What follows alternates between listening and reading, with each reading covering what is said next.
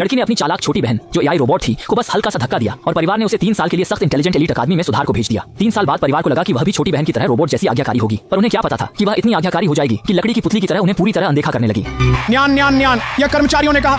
परिवार लड़की को 1314 कोड बोलकर चालू करता था। बूढ़ी औरत को भरोसा नहीं हुआ, फिर भी उसने लड़की की ओर देखकर कहा 1314 चालू हो, और लड़की सच में रोबोट की तरह तनकर खड़ी हो गई। उसने कहा कि वह चालू हो चुकी है, फिर पूछा कि कौन सा आदेश है। युवक ने जिज्ञासा से कहा 1314 कुत्ते की तरह भौंकने की आवाज निकालो। पर उसे क्या पता था कि जो लड़की कभी चंचल थी वह सच में कुत्ते की तरह भौंकने लगी।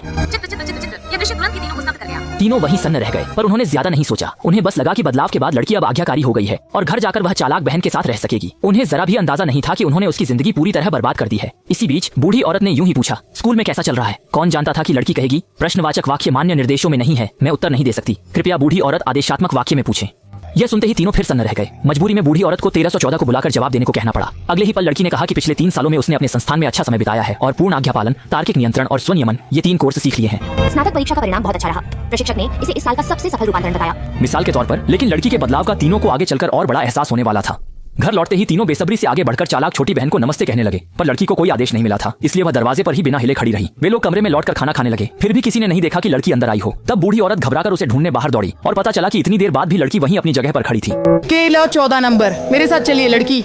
बच्ची तब बूढ़ी औरत के साथ घर के भीतर गई, मगर लौटकर लड़की फिर खाने की मेज पर बैठी और खाने से मना कर दिया। बूढ़ी औरत ने देर तक पुकारा, पर लड़की ने जवाब नहीं दिया। तभी बूढ़े आदमी को समझ आया और उसने कहा 1314 खाना लो। तब लड़की ने एक हरी मिर्च उठाकर मुंह में रख ली। ये देख युवक तुरंत चौंक गया, क्योंकि लड़की हमेशा नखरे से खाती थी और उसे हरी मिर्च सबसे कम पसंद थी। मगर युवक ने मान लिया कि उसका नखरे न करना बस दिखावा है और उसने मूंगफली की एक प्लेट निकालकर उसे खाने को कहा, जबकि लड़की को मूंगफली से एलर्जी थी। उसे यकीन नहीं था कि लड़की उसे भी खा पाएगी। तीनों ने सपने में भी नहीं सोचा था कि लड़की सीधे मूंगफली उठाकर मुंह में डाल देगी। ये देखते ही उनके चेहरों पर फिर अविश्वास भरी हैरानी छा गई। बूढ़ी औरत को तुरंत याद आया कि पहले सिर्फ एक मूंगफली से ही उसका मुंह सॉसेज की तरह सूज गया था। क्या इंटेलिजेंट एलीट अकादमी वाकई किसी को बदल सकती है? मगर वे नहीं जानते थे कि लड़की बस पूरी तरह आज्ञाकारी है। इसका मतलब यह नहीं कि उसे मूंगफली से एलर्जी नहीं है। अगले ही पल मूंगफली खाते ही लड़की में एलर्जी के लक्षण दिखने लगे। तुम्हें क्या हुआ?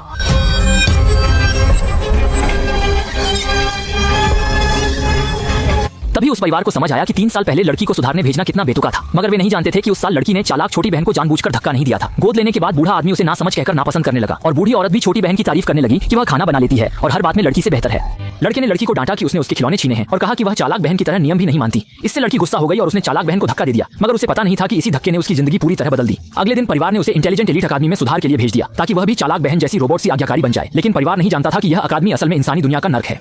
अगर लड़की को घर की याद आती तो उसे तुरंत बिजली का झटका सहना पड़ता।